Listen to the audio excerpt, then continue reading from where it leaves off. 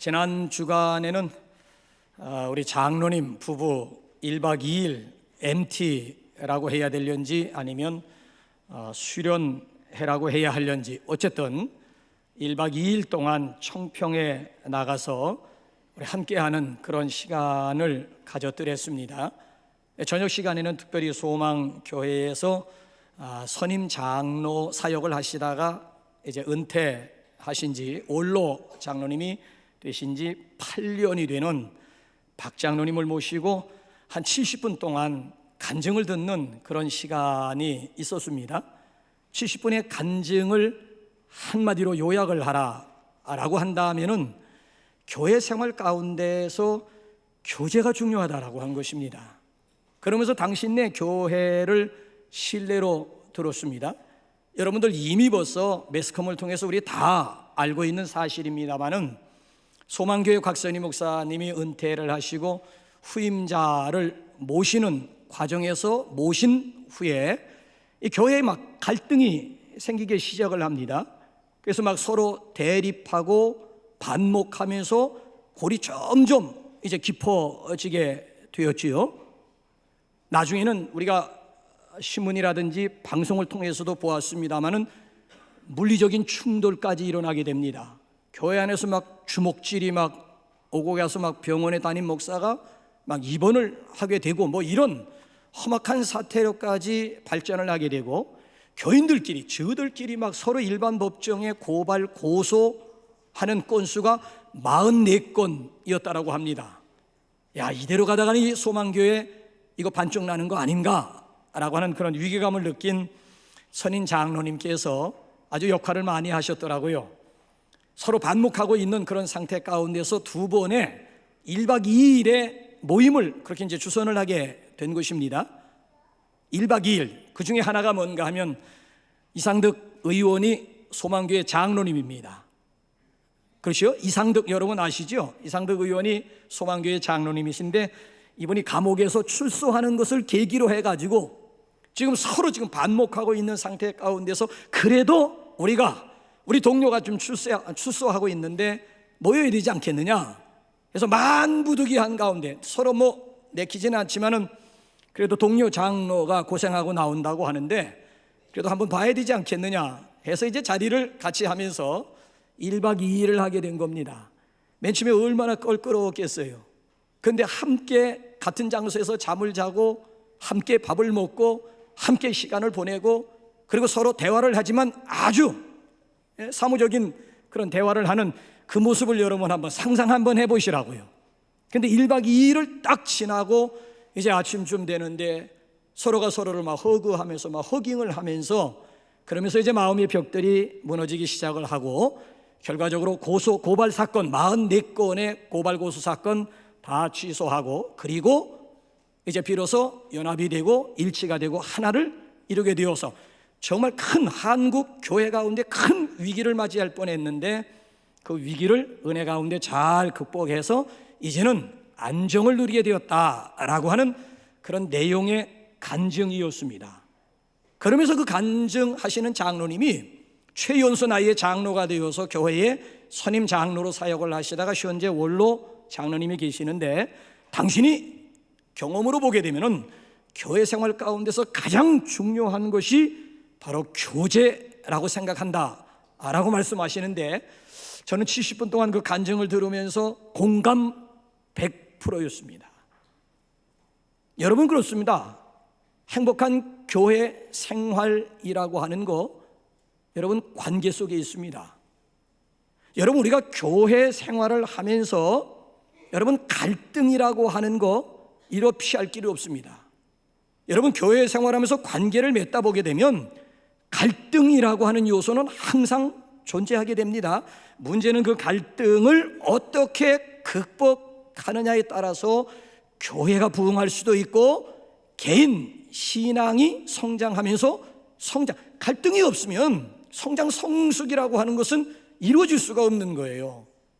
우리가 교회라고 하는 공동체에 모여서 함께 관계를 맺다 보면 그렇지 않습니까? 왜 갈등이 없고 다툼이 없겠습니까마는 그 갈등과 다툼을 어떻게 극복하느냐에 따라서 점프할 수도 있고 아니면 무너질 수도 있다라고 하는 얘기예요.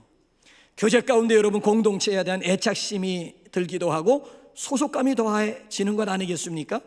기억하시기 바랍니다. 우리는 외딴 소음들이 아니에요. 대륙의 한 부분임을 명심해야 됩니다. 우리 지금 현대사회는 너무 지금 고독하지 않습니까? 고독해하는 사람들이 너무너무 많아요. 요즘 우리 사회를 시끄럽게 하고 있는 소위 묻지마 살인이 왜 일어난다고 생각하십니까? 공동체 의식의 결여거든요. 더 나아가서 현 사회에 대한 불만 고조 현상이거든요. 더 나아가서 여러분 생각해요. 아무도 나에게 관심을 기울여주지 않는다라고 하는 것 아니겠습니까? 이 무관심의 발로 이것이 바로 묻지마 살인으로 이어지고 있는 그런 현실이 아니겠습니까?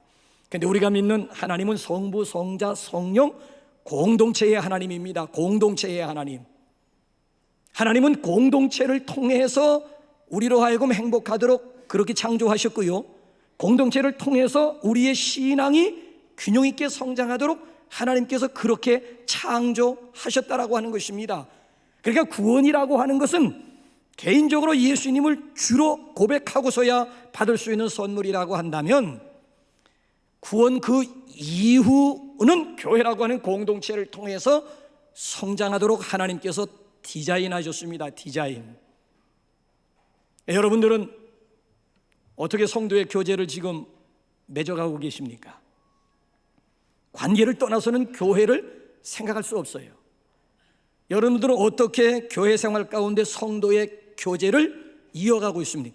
여러분들에게 제가 지금 한 가지 도전을 드린다면은, 교제 지수 점수를 10점 드린다면은 그 중에 여러분들의 교제 지수는 몇 점에 해당한다고 생각하십니까? 나의 교회 생활 가운데 교제 지수는 과연 10점 만점을 드린다면은 몇 점 정도라고 생각을 하십니까? 혹시 지난주 월요일 날 중앙일보 보신 분들 계십니까? 일면 머리 기사가 뭐였는 줄 아십니까? 결혼 안 해도 그만. 이게 뭐야? 아니, 신문을 딱 받아들었는데 일면 머리 기사가 뭔가 하면 결혼 안 해도 그만이야. 한국이 61%고 일본이 53%였습니다. 옛날에는 이게 거꾸로였다고. 일본 사람들이 결혼 안 해도 그만, 이게 일본 사람들이 굉장히 높은 수치였고 우리는 겨우 밑바닥을 치던, 근데 오늘에 와가지고는 이게 완전히 역전이 돼가지고 한국 사람들 결혼 안 해도 그만 61%예요. 남녀, 여성들로 따지면 72%입니다. 70. 응답자들의 72%가 여성들 같은 경우, 남녀 공의 프로테즈는 61%였습니다. 그러니까 중앙일보와 니케이 신문이 공동으로 20대부터 40대에 있는 젊은이들을 대상으로 해가지고 한국에서 1000명, 일본에서 1000명 해가지고 각각 설문조사를 한 겁니다. 결론이 뭔가 하면 요즘 현대 젊은 사람들에게 있어서 결혼이라고 하는 거 우리 시대와는 달리 선택이라고 하는 얘기예요. 그럼 왜 결혼을 안 하려고 할까?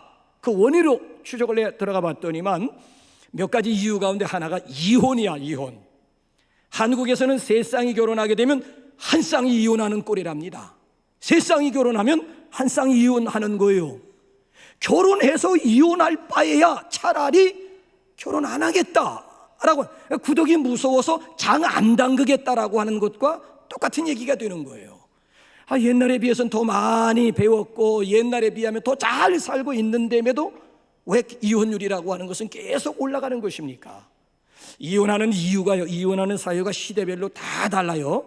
5, 60년대만 해도 배우자의 부정, 7, 80년대로 거슬려 올라가 보게 되면 폭력, 아니면 부부간의 부당한 대우, 못 참겠다, 그래가지고 결국 이 도장을 찍는 경우가 있는데, 이제 2000년대 들어와서 이혼의 이유가 뭔 줄 아십니까? 깜짝 놀랐어요. 행복해지기 위해서입니다. 이혼의 이유가 행복해지기 위해서야. 사회학자들이 행복해지기 위해서 이혼을 한다, 이 문제를 어떻게 해석을 하고 있는가 하면, 옛날에 결혼생활, 부부생활이라고 하는 것은 일 중심, 역할 중심이었다라고 하는 얘기지요. 남자들 같은 경우에 가장 역할, 남편 역할, 아버지 역할만 잘하면 책임 다 했다고 생각을 했고요, 여성분들 같은 경우에는 주부 역할, 어머니 역할, 아내 역할만 잘하면 부부관계가 다소 모자라고 좀 부족하다 할지라도 참고 견딜 수가 있었다라고 하는 얘기입니다. 그래도 돈은 벌어오잖아. 그래도 살림은 잘하잖아. 그냥 묻혀 지나갈 수가 있었다는 거예요. 근데 요즘에는 어림도 없는 얘기라고 하는, 요즘에는 부부관계, 결혼생활이라고 하는 것이 일 중심도 역할 중심도 아니고 철저하게 관계 중심이라고 하는 거. 관계. 이 사람하고 과연 살면서 행복할 수 있을까? 이에 대한 답이 결혼생활의 중요한 요소가 된다는 거예요. 이 여자, 이 남자하고 살면서 과연 행복할 수가 있을까? 이게 결혼생활의 중요한 관건이 되고 있다라고 하는 이야기예요. 여자들은 사랑을 받는다고 느낄 때 행복하고요, 남자들 같은 경우에는 존경받고 있다고 느낄 때 행복하는 거예요. 내 남편이 나를 사랑하는가? 내 아내가 나를 존경하는가? 이 관계의 지수가 중요하다라고 하는 거예요. 관계 지수가 높을수록 그 가정, 그 부부는 행복한 부부, 행복한 가정이 될 수가 있다는 거예요. 여러분들은 노후 대책 어떻게 하십니까? 노후 대책하면 여러분들 다 연금 생각하고 계시죠? 오해하고 있는 거예요. 착각하고 있는 거예요. 우리는 기껏해야 노후 대책하게 되면 맨날 그저 연금 돈. 근데 여러분, 진정한 노후 여러분 준비라고 하는 것은 관계 자산을 키워가야 되는, 관계 자본이 중요하다라고 하는 얘기예요. 아무리 돈 많아는 뭐래요? 외로운데. 아니, 아무리 내가 지금 높은 지위에 올라가면 뭐래요? 아무도 찾아오는 이가 없는데. 아무리 대궐 같은 집에 살면서 큰 세단 부리고 있으면 뭐하냐 이거예요. 가족들이 서로 얼굴도 볼 수가 없는데 이게 여러분 무슨 의미가 있겠느냐라고 하는 얘기죠. 그래서 여러분, 마음 터놓고 이야기할 수 있는 친구를 여러 명 두는 것이 진정한 노후 준비, 노후 대책이라고 하는 거예요. 늙어서 여러분 아무도 내 마음을 털어놓을 수 있는 그런 동료, 그런 친구가 없다.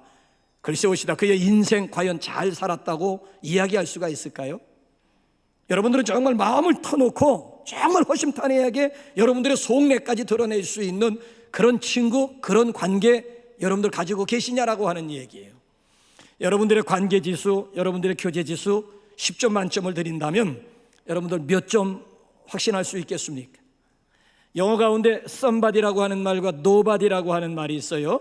somebody라고 하는 것은 좀 아는 사람이라는 뜻이에요. 우리 동네에 아무개 somebody 하면 좀 아는 사람이에요. nobody라고 해서 누군지 모르는 사람이라고 하는 뜻이에요. 그러니까 우리가 예수 믿고 남북교인이 되었으면, 그렇지 않아요? somebody가 되어줘야 되는 거예요. 아는 사람이 되어줘야 되는 겁니다. 아니, 근데 같은 공간 속에서 예배드리고 있으면서도 옆에 있는 사람이 누군지 nobody다. 그 사람의 교제 지수라고 하는 것은 더 이상 우리가 생각하고 자시고 할 것도 없지 않겠습니까? 그러니까 여러분들은 공동체 가운데서 somebody이십니까? 아니면 nobody이십니까? 제가 누누이 여러분들에게 말씀드립니다마는 나홀로 신앙생활하는 사람들을 보면 정말 담임 목사 입장에서 보면 위태위태해요. 독선적으로 흐를 가능성이 굉장히 높은 분들이고요, 극단적인 방법을 취할 수 있는 그런 가능성이 있는 분들이고요, 조금만 어려움이 생기면 넘어집니다. 휘청거립니다. 별것도 아닌 일에 시험거리가 돼가지고 나오니 마느니 떠나니 별것도 아닌 그 정도는 넉넉하게 이겨야 함에도 불구하고 이걸 이기질 못해가지고 휘청휘청거리는 거야. 그런데 여러분, 믿음이 좋은 사람들과 아니면 이 셀원들과 더불어 셀 가족들과 더불어 이렇게 네트워킹이 이루어진 사람들을 보면은 그 안에서 서로 위로하고 격려하고 교제하고 서로 도와주면서 피차 윈윈 하는 것을 보게 되는 거예요.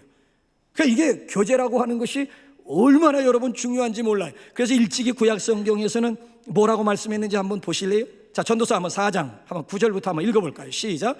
두 사람이 한 사람보다 나음은 그들이 수고함으로 좋은 상을 얻을 것임이라.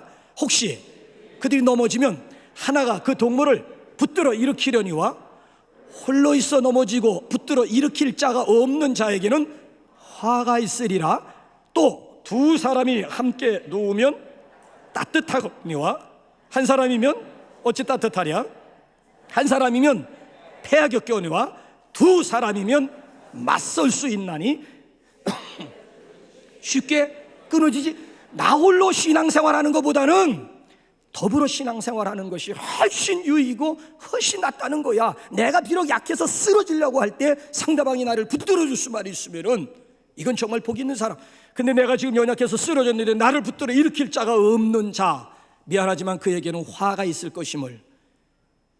그러니까 한 사람이면 패한다 이거야. 그러나 두 사람이면 능히 맞설 수, 능히 당할 수 있다는 얘기지요. 삼겹살 쉽게 끊어지지 않는다.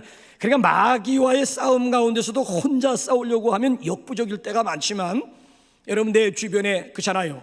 같은 동료들이 있을 때는 마귀와의 싸움 가운데서도 얼마든지 이길 수가 있다는 거예요. 그래서 여러분 믿음 좋은 사람들을 만들어야 되고, 믿음 좋은 사람들과 더불어 우리가 교제할 필요성이 바로 여기 있다는 거예요. 자, 본문을 여러분 한번 돌아와 보시면은 교제의 필요성, 교제의 중요성에 대해서 어떻게 말씀하고 있는지 한번 보실까요? 기가 막힙니다. 시작. 태초부터 있는 생명의 말씀에 관하여는 우리가 들은 바요, 눈으로 본 바요, 자세히 보고 우리의 손으로 만진 바라. 자, 저기 말씀이 나와요. 말씀. 예수님을 말씀이라고 그랬어요. 말씀은 말씀인데 생명의 말씀이다 이거야. 2절 보게 되면 이 생명의 말씀이 하나님과 함께 계시다가 우리에게 나타나신 바 되었다. 성육신이야, 성육신. 예수님은 말씀인데 생명의 말씀, 이건 레마의 말씀이 아니라 로고스의 말씀이야. 로고스의 말씀. 예수님은 생명의 말씀인데 그 생명의 말씀이 태초에 하나님과 함께 계시다가 때가 되어서 우리에게 나타나신 바 되었다. 성육신이에요. 자, 요한 1서와 쌍둥이 본문이라고 할 수 있는 요한복음 1장 우리 한번 볼까요? 시작. 말씀이 육신이 되어 우리 가운데 거하심에 우리가 그의 영광을 보니 아버지의 독생자의 영광이요 은혜와 진리가 충만하더라. 말씀이 육신이 되었다. 인카네이션, 성육신이야. 그럼 중요한 것이 예수님이 성육신 하신 목적이 어디에 있느냐? 요한 1서 본문으로 돌아와 보게 되면 그게 바로 사귐이고 그게 바로 교제라는 거야. 오늘도 우리가 복음을 전하는 목적이 어디에 있느냐? 이는 우리로 서로 사귐이 있게 하려 합니다. 교제하기 위함이라는 거야. 그러니까 여러분, 이 교제의 중요성, 교제의 비중이라고 하는 것은 어느 정도인가를 여러분 이제 서론 시간을 통해서 충분히 감 잡으셨지요? 굉장히 중요해요. 교회의 사명 5가지 혹시 여러분 아세요? 교회의 본질, 교회의 사명 5가지 여러분 아시냐고요? 자, 첫째가 뭐예요? 예배. 둘째가 뭐예요? 전도. 셋째가 뭐예요? 교육. 넷째가 뭐예요? 봉사. 마지막 5번째가 뭐예요? 성도의 교제야. 성도의 교제. 그러니까 교회의 본질, 교회의 사명 5가지가 뭡니까 하면 그 5손가락 안에 들어있는 것이 성도의 교제야. 성도의 교제. 여러분들이 매 시간마다 사도신경으로 신앙 고백하고 있지요. 그 사도신경은 I believe, I believe, I believe 3가지야. 3가지 내용이야. I believe, 뭘 믿느냐? 하나님을 믿습니다. 창조주로 전능자로 믿습니다. 두 번째는 뭐예요? I believe, 예수 그리스도를 믿습니다. 동정녀 탄생이라든지 십자가 죽음이라든지 부활이라든지 재림, 이거 믿는다 이거야. 세 번째 단락이 뭔 줄 아십니까? I believe, 나는 성령을 믿으며 거룩한 공교회와 성도의 교제와 죄를 용서받는 것과 몸이 다시 사는 것과 영원히 사는 것을 믿습니다. 성부 하나님에 대한 고백 가운데 뭐가 들어있는가 하면 성도의 교제를 믿습니다. 사도신경 가운데 성도의 교제가 들어있다고요. 자, 예배 마칠 때 목사님들이 축도하면서 예배 마치잖아요. 축도의 내용이 뭔 줄 아세요? 축도의 오리지널 원조가 뭔 줄 아십니까? 고린도후서 13장 13절이 저게 축도의 오리지널이에요. 시작. 주 예수의 그리스도의 은혜와 하나님의 사랑과 성령의 교통하심이 너희 무리와 함께 있을지어다. 그러니까 목사님들 축도할 때 저 내용 그대로 가지고 축도하는 것이, 근데 우리는 간절히 이것도 변질된 거예요. 원래 간절히 축원합니다라고 하는 축도는 없어요. 그냥 고린도후서 13장 13절을 그냥 그대로 선포하는 것이 그게 축도의 원본이야, 원본. 자, 축도의 내용을 보게 되면 그리스도의 은혜를 강조하고 하나님의 사랑을 강조하고 성령님의 교통하심이 너희 무리와 함께 있을지어다. 아멘으로 끝나는 거야. 아멘으로. 여기 성도의 교통이라고 하는 말이, 교통은 코이노니아입니다. 코이노니아. 교제야, 교제, 교제. 그래서 저기 예수원의 대천덕 신부님 같은 경우에는 교회의 교자는 가르칠 교자가 아니고 사귈 교자임을 아주 목소리 높여가지고 강조합니다. 근데 우째서 한국의 기독교가 들어오면서 교회라고 하는 교자를, 가르칠 교자를 썼는지 모르겠다고. 결과적으로 한국교회는 전부 학교가 되어버리고 말았다는 거야. 가르칠 교자, 교회, 모일 해자, 가르칠 교자. 그러니까 한국 교회마다 다 가보게 되면 이건 완전히 학교라, 학교. 교회가 학교입니까? 원래는 가르칠 교자가 아니라 사귈 교자라는 거예요. 원래 의미를 보면 가르칠 교자가 아니라 사귈 교자. 그러니까 우리가 교회에 모이는 목적은 교제하기 위해서 모인다는 거예요. 교제하기 위해서. 그러니까 여러분, 행복한 교회 생활이라고 하는 것은 사귐에 있다라고 하는 거예요. 사귐 가운데 하나님께서 이런 교제를 통해 가지고 기쁨을 얻고 교제를 통해서 행복하도록 하나님께서 그렇게 우리를 디자인하셨다라고 하는 그런 얘기가 되는 것이지요. 그래서 여기 보게 되면 교회에 모이는 목적이 교제로구나. 그러면 오늘 우리의 교제는 어디에다 근거를 둬야 할까요? 3절 한번 볼까요? 3절 시작.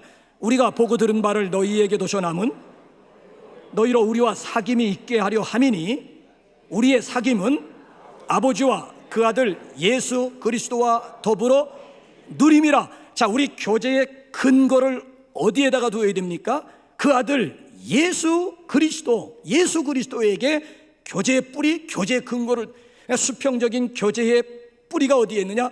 수직관계에 있다라고, 수직적인 교제에 있다는 거야. 예수 그리스도에게 교제의 뿌리를 둬야 된다는 거예요. 저는 이번 주간에 이렇게 말씀을 준비하면서 우리 성도들과 나와 공동체를 이루어갈 수 있는 공통점이 뭘까라고 생각을 해봤어요. 1000명이 넘는 우리 교우들과 더불어 공동체를 이루어서 이끌어 나갈 수 있는 공통점이 뭘까라고 생각을 해봤어요. 아무것도 없는 거예요. 여러분들과 저는 공통점이 없는 거예요. 다만 한 가지 공통점이 있다면 우리 각자가 예수 그리스도를 만났다라고 하는 분명한 사실, 하나님의 사랑을 오늘도 우리가 경험하고 살고 있다라고 하는 이 공통점 밖에는 별로 공통점이 없는 거야. 이거면 충분합니다. 예수님이 재림하시는 순간까지 우리가 공동체를 이루어서 성도의 교제를 나누어야 될 절대적인 근거가 있다면 우리 각자가 예수 그리스도를 만났다라고 하는 분명한 사실과 오늘도 하나님의 사랑 가운데서 살고 있다, 이거면 충분한 겁니다. 그러니까 우리 교제의 근거, 교제의 뿌리를 어디에 두어야 되는가 하면은 예수 그리스도를 만난 그 경험에다 두어야 된다라고 하는 거예요. 그러니까 우리가 교회 생활을 하면서 종종 갈등을 갈등 상황을 맞이하지 않습니까? 때로는 막 다투는 모습도 보지 않습니까? 왜 그렇지요? 우리가 다 다르기 때문에 그런 거예요. 여러분 한번 생각 한번 해보세요. 우리는 고향이 달라. 우리 다 부모가 달라. 자라온 환경이 달라. 배경도 달라. 학교도 달라. 더군다나 성격도 달라. 취미생활도 달라. 더군다나 생각, 가치관조차 다 달라. 그러니까 여러분, 이 공동체를 이루면서 갈등이 일어나기도 하고 다툼이 일어나는 거 정상이라고 하는 거예요. 앞으로 여러분들 교회 생활하면서 아니면 공동체 생활하시면서 저 인간은 왜 저렇게 생각할까? 아니, 저 인간은 왜 꼭 입만 열면 저런 말을 해야, 그렇게 생각하고 하지 마시라니까요. 당연한 거예요. 그분이 그렇게 생각하고 그분이 그렇게 말하는 건 당연하다니까. 다 다른데 다른 가운데서 그런 생각, 다른 가운데서 그런 말하는 것은 지극히 당근이지, 말밥이지.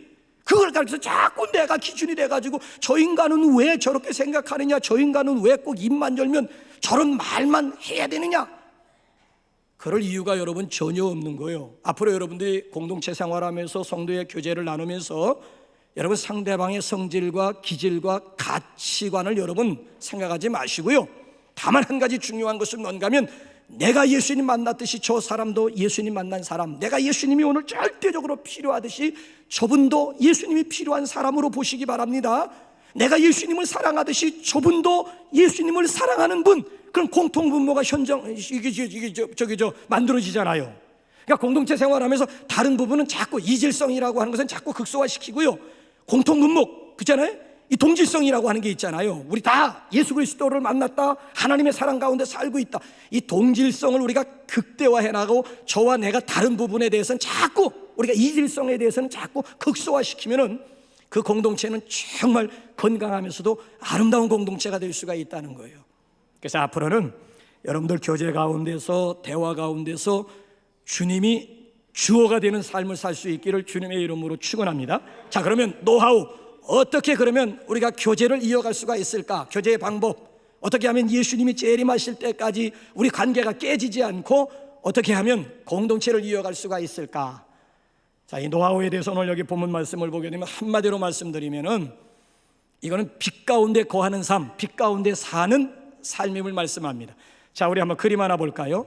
행복한 부부생활 가꾸기라고 하는 책에 보면은 저 그림이 나와요. 행복한 부부생활 가꾸기라고 하는 책을 보게 되면 저 그림이 나와요. 자, 남편과 아내가 있어요. 어떻게 남편과 아내가 가까워질 수가 있고 어떻게 남편과 아내가 하나 될 수가 있습니까? 서로 마주 보면서 I love you, you love me 100번 외쳐봤댔자 한계 있다라고 하는 얘기예요. 남편과 서로 마주 보면서 매일같이 사랑을 확인하면서 I love you, 나 당신을 사랑하는데 당신 나 사랑합니까? You love me 아무리 확인해 봤댔자 여러분 이건 한계가 있다는 거예요. 그러니까 정말 남편과 아내가 하나 될 수 있는, 정말 남편과 아내가 가까워질 수 있는 유일한 길이 어디에 있느냐 했을 때 여러분 각자가 남편도 하나님 앞에 가까이 가고 아내도 하나님 앞으로 가까이 가게 되면 결국 꼭지점에서 만난다라고 하는 얘기예요. 하나님이 두 사람을 하나 되게 하시고 진정한 여러 가지를 뛰어넘어서 정말 남편과 아내가 진정 하나 될 수 있는 유일한 비결이 있다면 각자가 하나님 앞으로 가까이 반대로 생각해 보세요. 각자가 하나님으로부터 점점 멀어지면 이 부부 사이는 점점 벌어질 수밖에 없다라고 하는 아주 놀라운 아주 중요한 원리가 아닐 수가 없는 거예요. 여러분 우리가 하나님을 등지면 하나님을 멀리하면 우리 앞에는 그림자밖에는, 우리가 하나님을 멀리하게 되면 우리 앞에는 어둠. 여러분 하나님은 여기 빛이라고 그랬어요. 그러니까 진정한 교제는 빛 안에서만 어둠 가운데서 무슨 교제를 기약할 수가 있습니까? 그러니까 진정한 교제, 진정한 사귐이라고 하는 것은 빛 안에서만 가능하다라고 하는 이야기예요. 그래서 여러분 어떻게 그러면 한번 보실까요? 6절 한번 볼까요? 자, 우리 한번 보세요. 자, 우리가 저기 한번 6절 한번 보세요. 시작. 만일 우리가 하나님과 사귐이 있다 하고 어둠에 행하면 거짓말을 하고 진리를 행하지 아니함이거니와 그랬어요. 자, 우리가 하나님과 친하다고 하면서 여전히 어둠 가운데 거하는 삶을 산다면은 이건 잘못이라고 지적을 하지요. 자, 하나님과 친하면은 우리 마음속에 어둠이라든지 시기 질투라든지 뭐 분노라든지 아니면 염려 근심이라고 하는 것은 우리 마음에 자리 잡을 여지가 없다는 거야. 그러니까 우리 각자가 이렇게 마음 상태를 보면서 이런 어둠의 요소가 있으면 어떻게 해야 되느냐? 7절이지 7절 한번 볼까요? 7절 시작. 우리가 빛 가운데 그가 빛 가운데 계신 것 같이 우리도 빛 가운데 행하면 우리가 서로 사귐이 있고 그 아들 예수의 피가 우리를 모든 죄에서 깨끗하게 하실 것이요 빛 대신 그리스도 앞에 이렇게 가까이 다가가게 되면 우리 안에 있는 먼지가 보여요.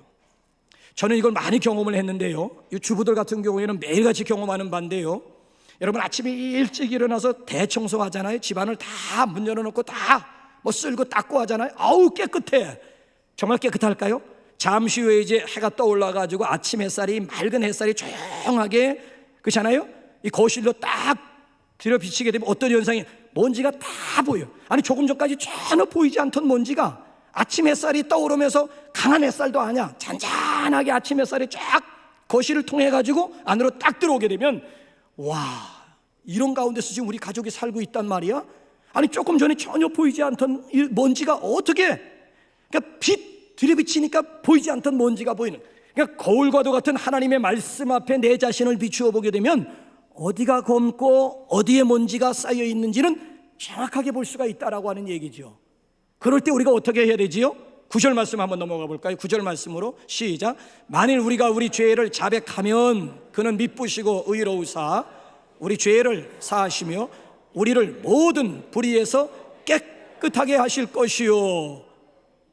그러니까 내 안에 있는 더러움, 내 안에 있는 어두움 요소들, 내 안에 있는 먼지를 발견할 때마다 우리가 하나님 앞에 자백하고 고백하기만 하면 예수님의 보혈이 우리의 안에 더러운 요소들을 깨끗하게 우리 정결하게 해줘서, 죄 사함의 은총을 경험한 사람들, 이게 진정한 교제, 예수님이 재림하실 때까지 교제를 이어갈 수가 있다는 거예요.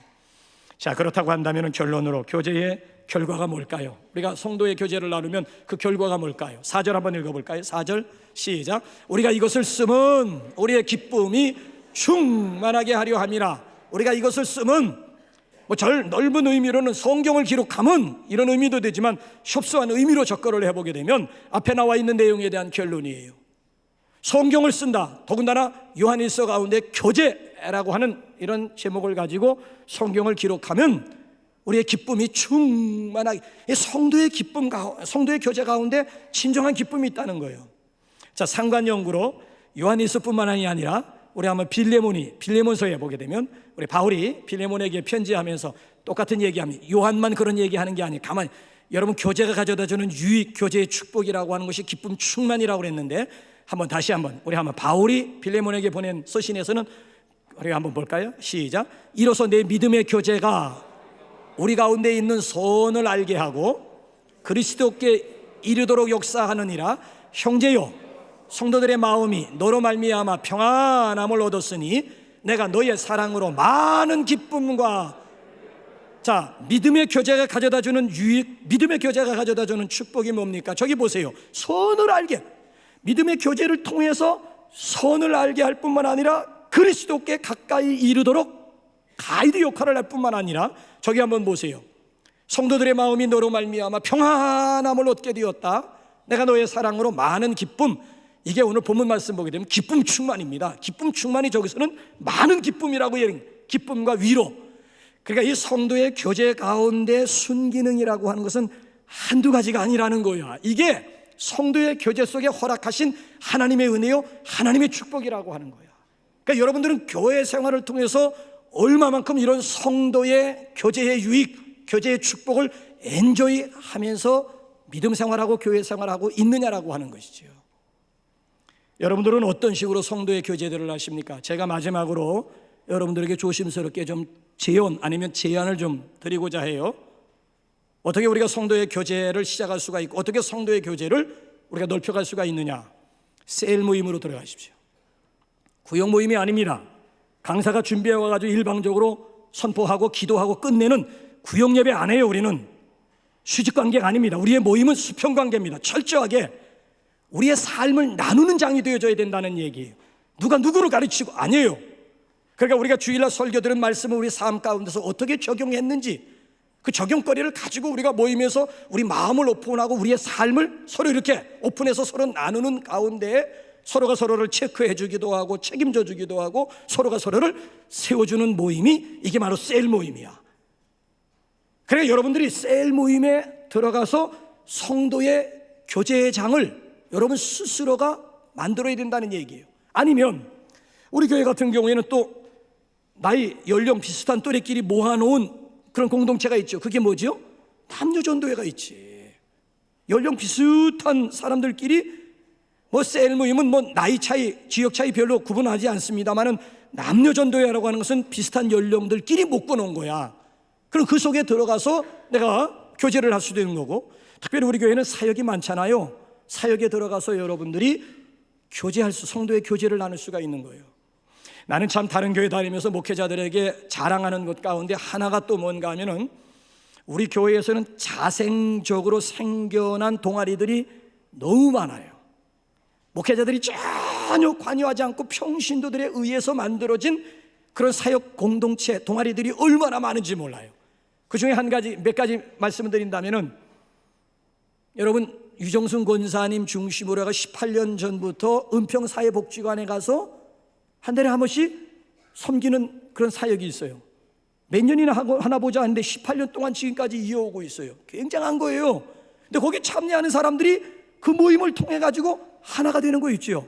지체의식을 느끼고 가족애를 느끼고 동지애를 느끼고, 이거 굉장히 거기 참여하는 사람들끼리 자연스럽게 정말 성도의 교제가 이루어지는 거야. 또 우리 교회 보게 되면은 이미용 봉사 있죠. 한 달에 한 번씩 지역 우리 노인 어른들을 모셔다 놓고 빠마도 해드리고 카트도 해드리고, 그리고 우리 엄영석 집사님, 우리 엄미화 집사님 두 형제가 정성껏, 그분들이 음식 솜씨가 기가 막히거든요. 정성껏 음식 준비해가지고 머리 만져드린 그 노인 어른들을 또 음식으로 또 섬기는, 이거 황강자 권사님에 의해서 시작되었는데 지금 황숙희 권사님이 바톤 이어받아가지고 계속 지금 하고, 교육자들 전혀 관계하지 않아요. 더군다나 화요일날 오후에 보게 되면 잠옷실을 꽉 차가지고 정진용 권사님을 중심으로 해가지고 중보기도 모임, 이거 교육자가 시작한 거 아니야. 평신도들끼리 필요에 의해 가지고 우리 중보 모임 만들자 그래가지고 한두 사람 하더니만 지금은 뭐 꽉꽉 메워가지고 막 구체적으로 사역을 하는데 제가 4층에서 가만히 제 방에서 들어보면 막 힘이 막 지옥의 문을 막 들었다 놨다 하는 그런 막 강력한 막 중보 기도가 몇 년 하나 보자 그랬더니 그것도 벌써 18년 동안 계속 뭐 10년 넘게 계속 이어져 오고요. 그러면 제가 우리 교회 부흥하면서 저는 심야기도 철야기도 다 없애버리고 말았잖아요. 왜? 내 나름대로 철학이 있기 때문에 그런 거예요. 일주일 동안 굶었다 하루 와서 기도하려고 하지 말고 기도는 라이프 스타일이 되어져야 된다라고 하는 것이 내 지론이야. 매일 기도는 호흡이기 때문에 매일 기도해야 되는 것이지, 기도 안 하던 사람들이 뭐 한 번 와가지고 뭐 3시간 4시간 동안 기도한다, 물론 그것도 의미가 있겠지만 내 주관은 기도는 라이프 스타일이다. 그러니까 하루 시작을 우리 기도로 시작하자. 그래서 여러분 새벽 기도를 우리가 1부 2부로 지금 진행하고 있잖아요. 뭐 다른 교회는 뭐 담임 목사가 안 한다, 월요일날 피곤해. 월요일날 뭐가 피곤해? 주일날 힘을 얻는데 월요일날 더 나가서 기도해야지. 이것만큼은 제가 양보하지 않는다고. 부교육자들에게 목사님 지금 부교육자들에게 새벽 기도 막, 난 뭘 하라고? 내가 지금 엔조이하고 있는데 그거마저 빼앗아서 나보고 뭘 하라고? 절대 양보하지. 내가 어디 출타한다든지 아니면 특별한 사정이 생겼을 때는 부득이 내가 부교육자들에게 부탁하지만 이 새벽 기도 1부 2부 이거 절대 제가 양보하지 않잖아요. 왜? 이게 내 목회 철학인걸. 기도는 이건 삶이 되어져야 되는 것이지, 뭐 어쩌다가 뭐 한 번 뭐 기도원에 올라가서 세게 기도하고서 지읍에 내려와서 두 다리 쭉 뻗고 잠이나 자면서 기도하지 않는데 무슨 의미가 있겠느냐라고 하는 얘기죠. 그런데 심야 기도를 없앴는데 콜콜한 분들이 있다고요. 또 예외가 있다. 새벽 기도 못 나올 사람들이 있다고요. 이분들이 필요해 가지고 우리 모여서 좀 심야 기도하자. 한두 명이 모이기 시작을 했는데 이제는 30명이 모여가지고 주일날은 20분 찬양한다고요. 왜냐면 제한된 시간이 있기 때문에. 근데 심야 기도하다 보면 막 1시간 2시간 찬양의 기름 부으심이 얼마나 강력한지 몰라.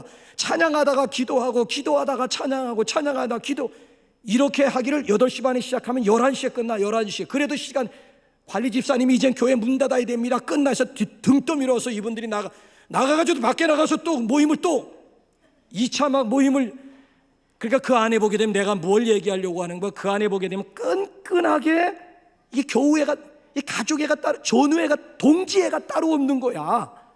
그러니까 저는 나의 지체다라고 하는 이 지체의식을 강하게 느낄 수 있는 것이 어딘가 하면은 소그룹 공동체라고 하는, 이런 공동체가 우후죽순처럼 많이 일어나서 여러분들이 거기에 몸담음으로 인해 가지고 성도의 교제의 장을 넓혀갈 수가 있다라고 하는 얘기예요. 나 홀로 신앙생활을 하려고 하지 말라라고 하는 얘기예요. 성경이 교제의 중요성을 이 정도로 비중을 두면서 우리에게 강조할 때는 교제의 유익이 있고 성도의 교제의 축복이 있고 은혜가 있기 때문에 그런 거예요. 저는 여러분들이 우리 남북 공동체를 통해서 좀 행복한 삶을 살았으면 좋겠어요. 난 그래서 기도하는 제목이 어떻게 하면 성도들이 남북 공동체를 통해서, 남북 교회를 통해서 행복한 인생, 행복한 삶을 살 수가 있을까? 오로지 이 생각이라고, 이 생각. 그래서 어떻게 하면 이런 방법을 통해서 성도들이 행복하게 만들 수가 있을까? 교회 오는 것이 즐거워야 되고, 교회 오는 것이 신나야 되고요, 교회 와서 만남 자체가 행복이 되어져야 된다라고 하는, 왜 주일이 이렇게 빨리 하느냐? 이게 정상 아니겠습니까? 아이고 이놈의 주일은 왜 이렇게 빨리 와? 이런 거 하고, 아니 왜 이렇게 주일이 빨리 안 오는 거야? 막 동동거리는 거 하고, 이놈의 주일은 빨리도 오네 하면서 뭔지 무슨 성경 찬수가 툭툭 털고 주님 앞에 나오는 거하고 이게 차이가 있겠느냐는 거지요. 그래서 바라기는 우리 교회 오는 것이, 여러분 복이요, 교회 오는 것이 기쁨이 될 수 있기를 바랍니다. 그래서 관계 속에서 우리 서로 좀 세워지는 아름다운 교제, 아름다운 우리 교통을 또 기대해 보겠습니다. 이번 한 주간 동안도 성령의 교통하심이 저와 여러분들 가운데 함께 하시기를 주님의 이름으로